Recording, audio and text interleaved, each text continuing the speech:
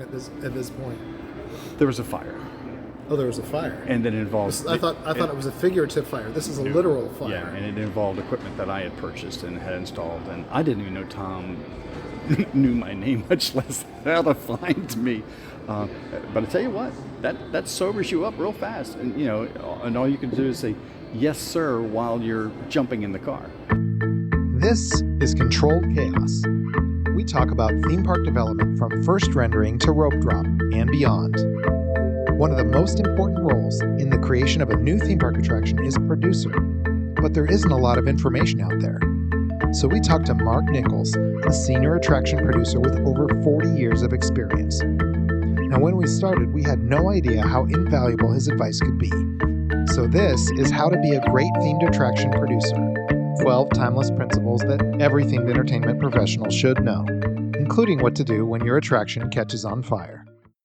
I was one of two producers in Walt Disney World Live Entertainment division that got tapped to be what they called the Millennium Producers, and that was in '97. The other one was Taz Morosi, and I did the show on the lake at Epcot, and Taz did the show the parade that went around the outside.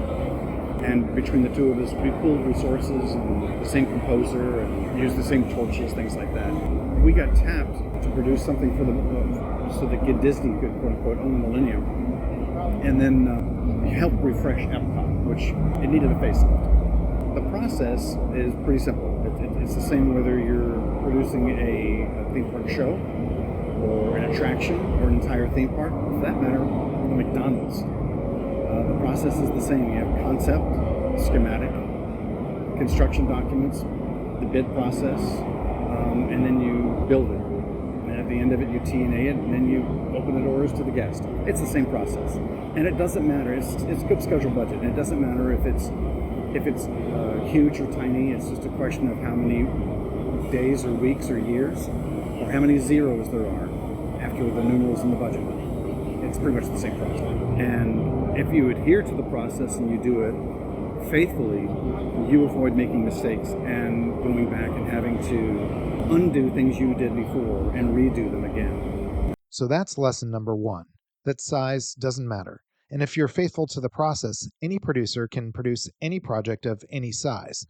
But that's where he gets into principle number 2, which, especially when it comes to a show, can make all the difference. Ideally, what we want to do is to put as many dollars in front of the guest as opposed to in overhead or in the process or backstage, because dollars equals excitement, which equals value, which equals happy guests who return and they come back and spend their money.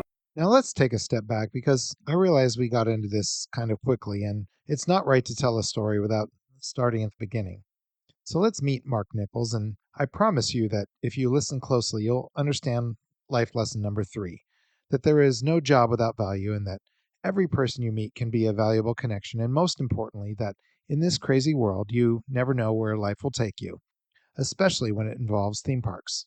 I've been doing theater and music all my life, and when I graduated from Southern Cal with my BFA in theater design, I expected to be doing theater work. And I had an opportunity in 1982 to go work for a theme park company, and that was in Cincinnati, and it was called Taft Attractions. It was called King's Productions at one time, and they owned Kings Island in Cincinnati, King's Dominion in Richmond, Carowinds in Charlotte, and Canada's Wonderland in Toronto. And I worked for that parent company. I started as a shop electrician and carpenter, punching the tom clock.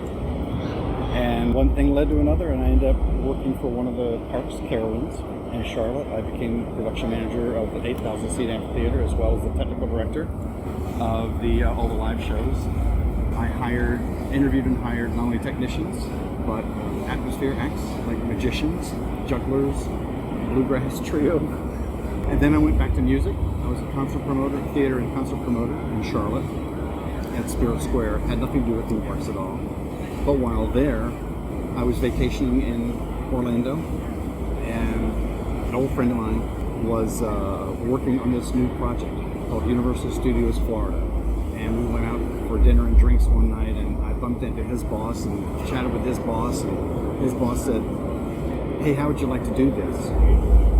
And I'm not kidding, within 2 weeks, I quit my job running the theater in Charlotte, and I packed up my Honda Accord hatchback and drove to Orlando. And I thought it would only be for a 3-year contract to design and build this theme park, and then I go back to Charlotte. I never did. Theme parks became my life. Now that's where the interview takes an interesting turn because he brought up a good point, which brings us into timeless lesson number 5. That's to know the difference between the two kinds of people when it comes to park projects. Are you the kind of person who develops an attraction and then moves on? Or do you like to operate, maintain, and enhance a park attraction within the operations environment? That's actually probably something really important to share with your listeners, is know whether you are an operations and maintenance person or a project person. You could do both, but there really is a mindset. There really is a sense of your personality type to one or the other. Because with projects, there's a beginning, a middle, and an end. An end. It's important because you're going to the next project. With operations and maintenance, on the other hand, it's cyclical, and it's profit and loss budget, and it's what's on the schedule, and the schedule comes back around again. And you're not only working on the here and now, but you're planning on what's coming up next season and learning from that so you can make it better for next year. Does that make sense? Yeah. I'm definitely a project guy, and the times that I have tried to be or permitted myself to be pulled into operations and maintenance, I haven't done that well necessarily. It takes a different mindset. Project people get itchy and they want to keep doing more creative things And move on to the next thing. Yeah. Now, just to explain what we mean by all this, I happen to have 2 jobs at Universal Studios that really explain what we're talking about. The first was at Universal Art and Design. At Art and Design, every January we started on Halloween and put together all the haunted houses. But by March, we're also working on 4th of July celebrations, and from August, we're working on Christmas and Thanksgiving, and also Grinchmas followed shortly by Mardi Gras. I'm sure I forgot a project or 2, but the point is this, that every year it repeats, and it's a fantastic learning lab, and it was a great place to work, Universal Art and Design. But this is what he means by an operations and maintenance person, and don't get turned off by the word maintenance, by the way. It's just as important to keep the attraction the same all the time as the day it opened.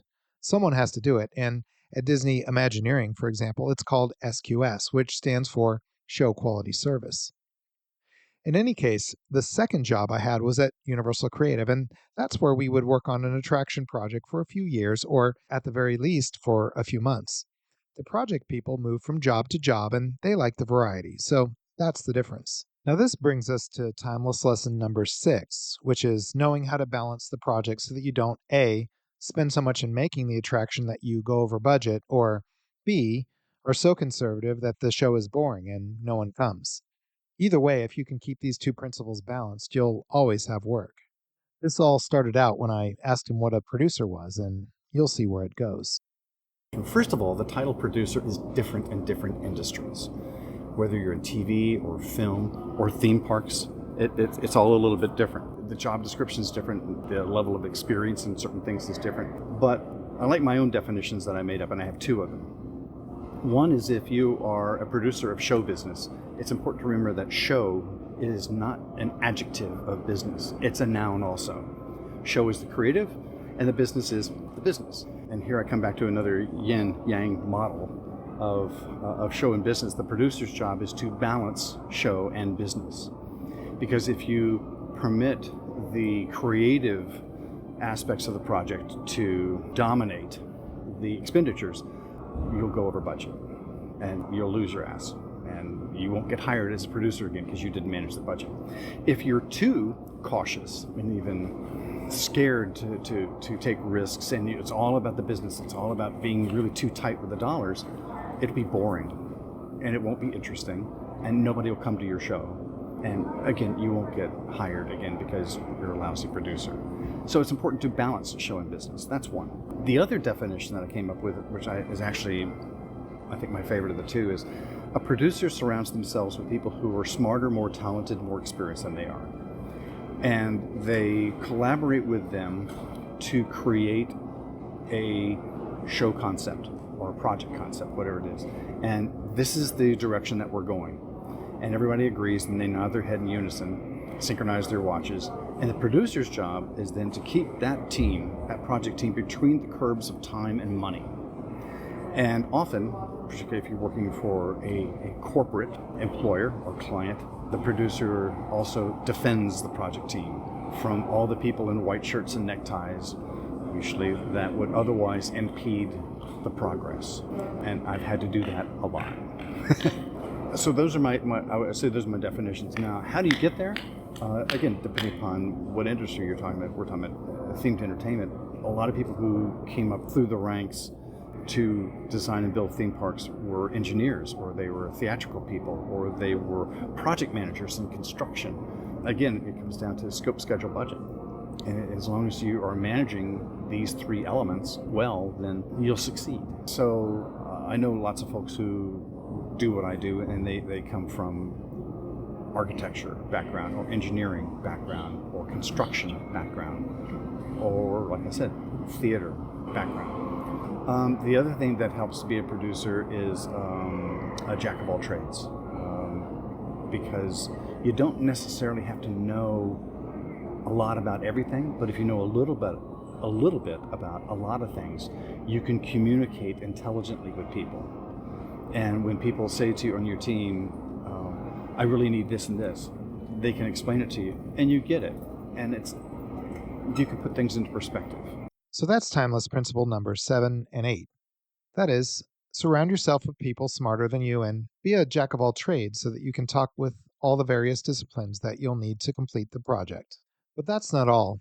A good producer is flexible and can continuously manage their priorities, which is timeless principle number 9. A good producer needs to be able to change priorities all the time. And priorities are managed based on not just the level of its importance, but its urgency. And if something is highly important and highly urgent, it's the first thing you do.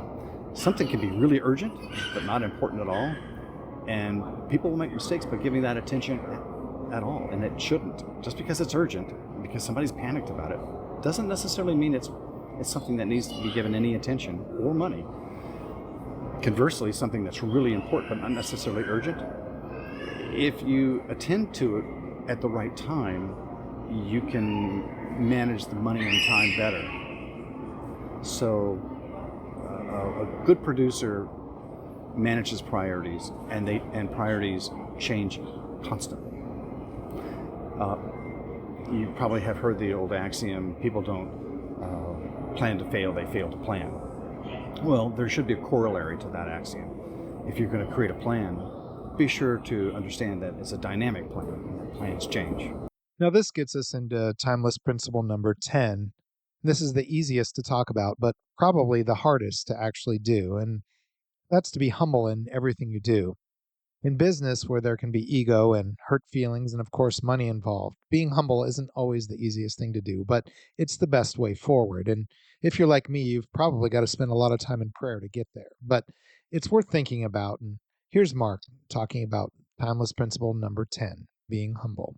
I come from a theater background, and musical theater is my favorite thing, and one of my favorite musicals is How to Succeed in Business Without Really Trying. I don't know if you're familiar with it at all, but the character in there, J. Pierpont Finch, starts as a window washer reading a book about how to succeed, and he works his way rapidly up to being chairman of the board. It's funny, it's insane, it's wrong. But there's some truth to that.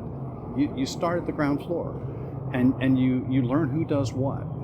And I think learning not only who does what, but what to do at the basis level creates humility. And humility is a fantastic trait to have. Hubris, no matter how brilliant you are, doesn't help. But humility does. And so if you can learn the ropes from somebody else, and that includes who does what, you'll succeed. Because no producer does things alone. Producers lead teams of people who do everything. And if you go to work for a large corporation like Disney or Universal, it's important to have a well-placed champion and or mentor, and that person should not necessarily be your supervisor, because your supervisor inherently has a dog in the fight, and they're going to be the one doing your review.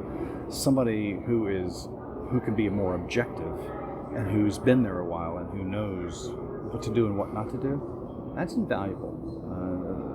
That kept me from making more mistakes than I did make at Disney, was having a few well-placed mentors and champions.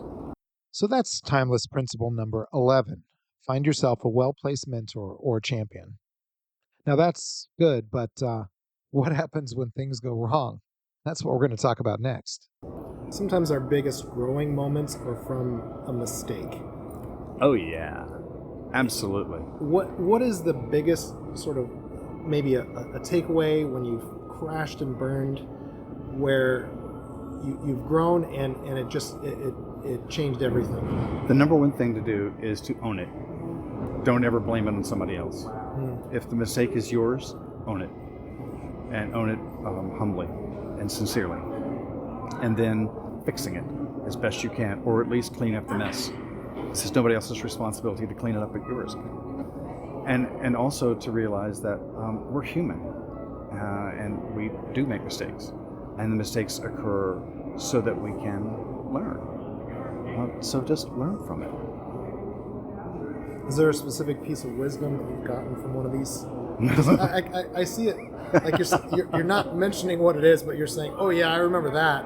And sure, I've screwed up lots of times in my life.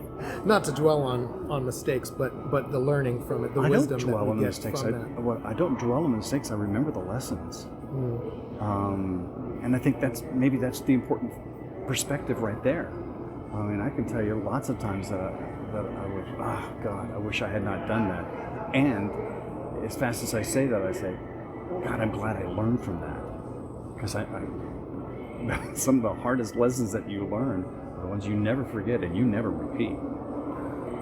There's been times when, I won't get into the details, but I was swayed into buying millions of dollars worth of cutting edge technology, because it seemed like not just the right thing to do, but a cool thing to do, and we probably could have benefited from a little bit more beta testing with somebody else's risk.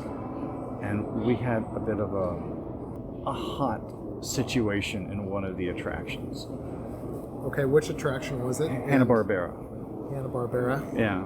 Okay. And let's put it this way: the Tom Williams called me at home, and this is like in the evening. I was not working that day or something, and said I needed to get to the theme park right away and to address this. Tom Williams was the president at Universal Studios. At the time, he was just the general manager of the park. Oh, just okay. He'd only been hired a year earlier. He was at MCA Recreational Services managing the Yosemite attraction only a year earlier, so he's just the general manager of the theme park. And for those of us who don't remember, I remember it, but maybe some of the new folks don't remember, Hanna-Barbera. Could you talk about that attraction, sort of what? Oh, I love Hanna-Barbera. Hanna-Barbera was several motion-based vehicles in a theater where the motion-based vehicles were synchronized to a film that we saw.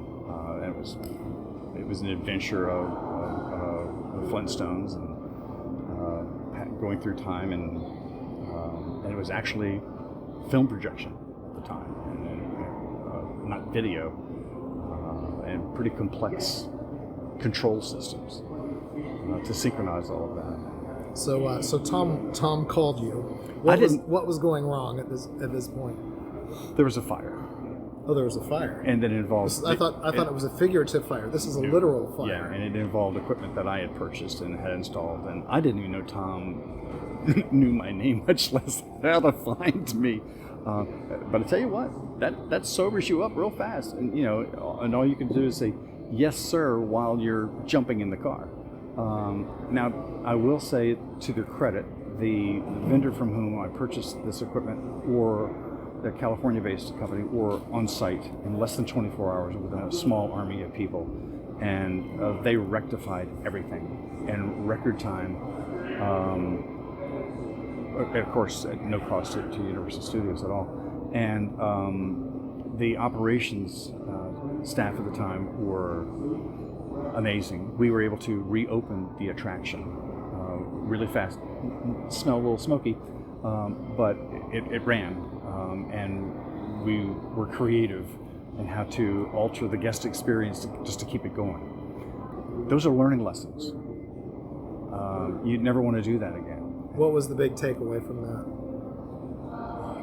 Don't just get something the newest coolest thing. Make sure it's firmly beta tested, Well tested. in somebody else's backyard. Yes. Correct. Yeah.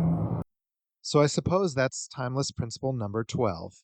Always be ready to put out a fire, especially the literal ones. And always rely on proven technology if you can. If someone wanted to get a hold of you, how would they do that? Manicendeavors.com. MANICENDEAVORS.com. Great. Mark Nichols is an extremely experienced project manager, producer, jack of all trades, and we've been talking to him at IAPA. Thanks a lot, Mark. You bet. Thank you, Nathan. Well, I hope you found this useful, whether you're a current or future theme park producer. Either way, enjoy the journey. For Themed Attraction, my name is Nate. Thanks for listening.